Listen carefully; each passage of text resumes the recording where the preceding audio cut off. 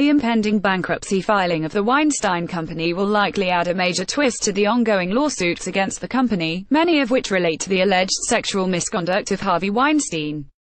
The firm, which produced films such as The King's Speech and Tulip Fever, revealed late Sunday that it would file for bankruptcy. If it follows through, it will probably have to be removed as a co-defendant in the suits where it is named. The Weinstein Company fired Weinstein, who co-founded it, after the allegations against the movie mogul emerged in October last year. However, several of the suits resulting from Weinstein's alleged conduct have since targeted the company, as well as him. Class action filed in December by actresses such as Louisette Geiss and Catherine Kendall claims that the production company and others enabled Weinstein's predatory behavior. The company filed a motion to dismiss the suit last week, arguing that Weinstein alone was responsible. Weinstein's former personal assistant, Sandeep Rehil, also named the Weinstein Company as a co-defendant when she sued last December, alleging that she had been forced to facilitate his sexual behavior and had herself been a victim of his harassment.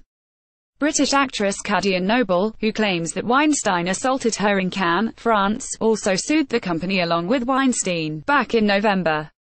And then there's the lawsuit from husband and wife production team Scott Lambert and Alexandra Milchan, who sued the Weinstein Company over the collapse of a planned Amazon series, which was supposed to be produced by the firm but was scrapped after the scandal broke. The pair said the company must have known the scandal was coming. And just a few days ago, the Swiss chocolatier Lindt & Sprüngli sued the Weinstein Company for $133,333 over the cancellation of a Weinstein Golden Globes party for which it had already shelled out sponsorship money. All these plaintiffs now face a problem, in part brought about by yet another lawsuit. The Weinstein Company is out of cash, and it had been hoping to sell itself for $500 million in order to stay afloat. But then, earlier this month, New York Attorney General Eric Schneiderman launched a civil rights lawsuit against the firm and Weinstein himself for violating gender discrimination, sexual harassment, sexual abuse and coercion laws. The suit explicitly said that any sale must see Weinstein's victims compensated. And it seems that the sale, to an investor group led by former Small Business Administration head Maria Contreras-Sweet, has now fallen through. In a letter to Contreras-Sweet on Sunday, the Weinstein Company said that last week the investors asked the company to work with them as partners, toward the common goal of saving the company, preserving jobs and establishing a victims fund. The firm said this would have required urgent interim funding to stop it from going under, but this had not appeared. Instead, you increased the liabilities left behind for the company, charting a financial path that will fail, the Weinstein Company said, alleging other failures on the investors' part. While we deeply regret that your actions have led to this unfortunate outcome for our employees, our creditors and any victims, we will now pursue the board's only viable option to maximize the company's remaining value and orderly bankruptcy process.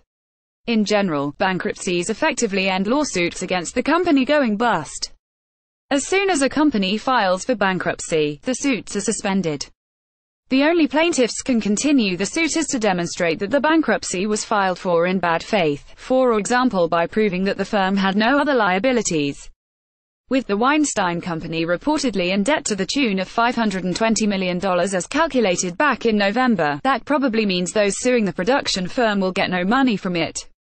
That said, many of the suits named the Weinstein Company as a co-defendant, with the other co-defendants including Harvey Weinstein himself and, in the class action, his brother Bob Weinstein and their former production company Miramax. The plaintiffs may potentially still see a payout.